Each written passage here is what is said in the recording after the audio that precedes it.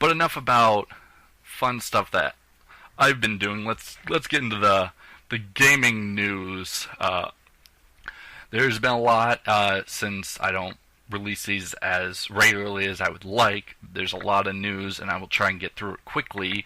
But if you haven't heard, there was that Splatoon amiibo truck full of the special edition Splatoon amiibos, the 3-pack.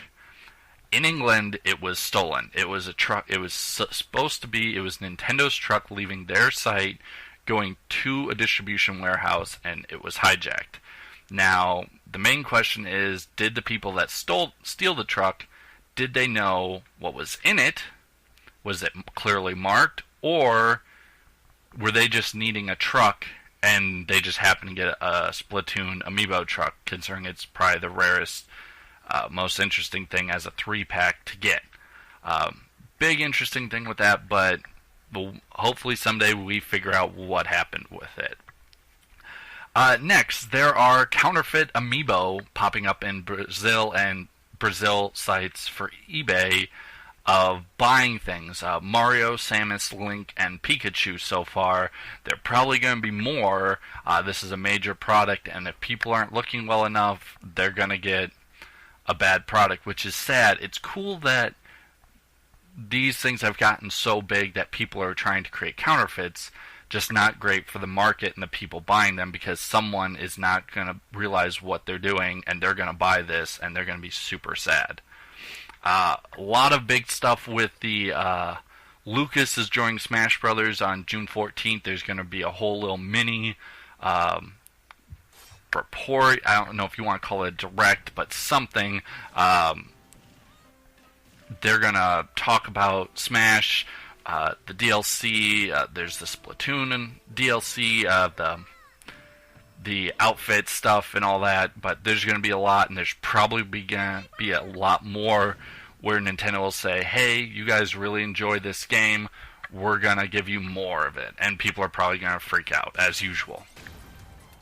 NX might be using Android as an OS.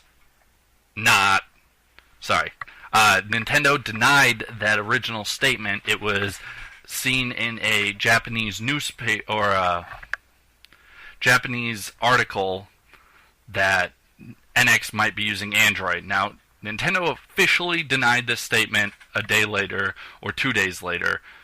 However, that does not mean it is not true. Nintendo has denied statements that have turned out to be true. I don't have a list. That IGN did a little article showing what statements they had denied that were later true. Whether they were denied and then Nintendo was like, maybe this is a good idea, and then did it, but they still denied these statements, and so this is still possible. What it means for gaming, probably a lot easier to get some smart device games onto their console. Might be easier that way, but people, whenever they think Android, they think smart device, and they think low powerful smartphones, tablets, and they don't think that's awesome. But Android can really be, it is open source, it's Google, it can be anything you want it to be. You can use all of it or parts of it, you can use any aspect you really want, which makes this really viable for doing anything, because it can be what you want. Which would make a great console, and as much as Nintendo's denying this, if it turns out to be true, it's not a horrible idea, and I'd look forward to seeing what Nintendo could do with that technology in one of their consoles. Now, Nintendo's never done that. They've always created their own stuff to make it harder for other people to get access to their consoles and to understand how all their inner workings work, but this would simplify things and make everything a lot easier. They wouldn't have to create their own operating system, their own interfaces and everything. They could just use something out there already. There was a mini direct again not too long ago, like almost a week now. They announced Bravely Second coming out, Bravely Second End Layer coming out in 2016. Chibi Robo, Ziplash, and the Amiibo coming out in October. There's an amiibo figure bundle you can pick up if you want. Pokemon Super Mystery Dungeon for 2015. Mario and Sonic at Rio 2016 Olympic Games announced for 2016. This is announced for both consoles, the Wii U and the 3DS. Each one has their own kind of separate special thing. The 3DS has golf. We already have Mario Golf, so it's probably going to be really similar to that. But it's coming out, and LBX, or Little Battler's Experience, comes out August 2015. There's also Natsumi is releasing sometime this summer. Gotcha Racing for 3DS, and then sometime this year, Brave Tank Hero. Natsumi had Harvest Moon, still has Harvest Moon the name pretty much. So we'll see what happens with all of these games. I think most of these games really don't interest me that much, other than Bravely Second, because of how great of a game it was. The first one, Bravely Default, how great it was on 3DS, how much fun I had playing through the whole game. And I'm not really liking the Cheapy Robo Ziplash game, but the fact that there is an amiibo is interesting. It is going to be a single amiibo with a game. The fact that all these other waves and stuff have been tied to giant names and groups, but this is just one Robo, or one amiibo for this game. It's not going to have a bunch like Mario Party 10 did, just a single one. But I'll look forward to seeing what's going to happen with that. I'm hoping maybe Mario and Sonic Olympics, they use Mario and Sonic amiibo to do something. But again, we'll see. The LBX could also release its own amiibo or two to go with it, but there's so many different mechs and stuff that you can make. I don't know how they would pull off that unless they just kind of did the main idea of the mech.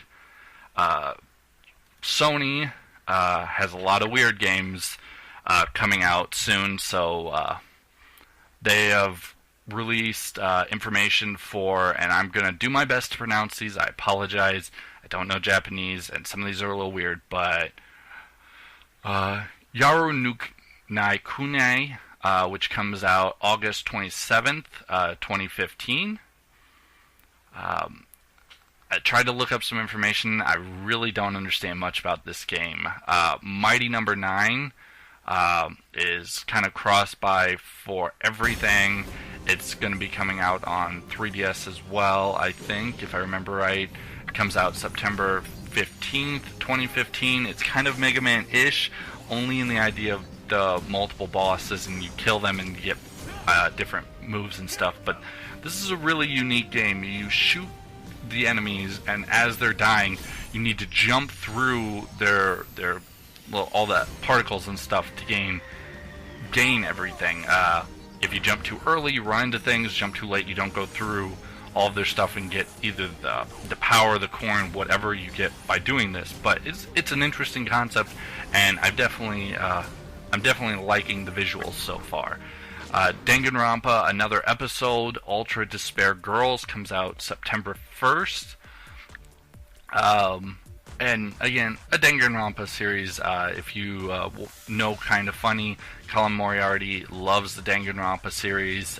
He will probably be speaking up a lot about this game as it gets a little closer and we start to get some trailers or something more than just the one trailer we've gotten so far. Whispering Willows is a beautiful 2D adventure game. Tells a horror-themed tale from the perspective of a female protagonist. And yeah, that sounds kind of dumb and boring, but I'm just getting these off the websites and reading off what they're saying about these games. I'll have some visuals up for you and make it a little better, but Velocibox is touted as unforgivably a tough game that challenges players to safely guide a speeding box through an increasingly diabolical obstacle course. Now, I'm not going to touch this game when it comes out no matter what. I've also been playing on my Vita, and I I didn't bring it up, but I've been playing Race the Sun, Futuridium. They're racing games you're going through, but they're very Flappy Bird. You just try and get as far as you can, and I'm not enjoying that. I got these games, I played them for a little bit, and just delete them. Like, this is not for me, this is not what I want. And unless it's kind of a level thing where you can actually finish the level, I'm not a big fan of that. I want to beat the game, I don't just want to keep going and get it as far as I can. Now, Back to Bed is a little weird of an art style, very MCS-er, but I kind of liked what I was seeing, and just based off the visuals, if the game has a similar aspect, I think I'd still pick this up just because of how it looks. But this game tasks a player with guiding a sleepwalker safely home through a surreal dream world inspired by the art of M.C. Escher, Salvador Dali, and Rene Magritte. And I pronounced that horribly, but I got the first two right, so I'm happy. If I can pronounce half this stuff right, I'm doing good. So that's the news for Nintendo and Sony. The news for smart devices is a little more sad and negative.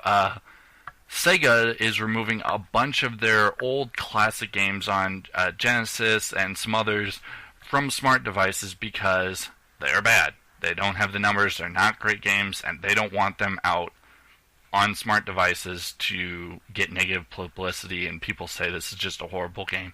So they removed them.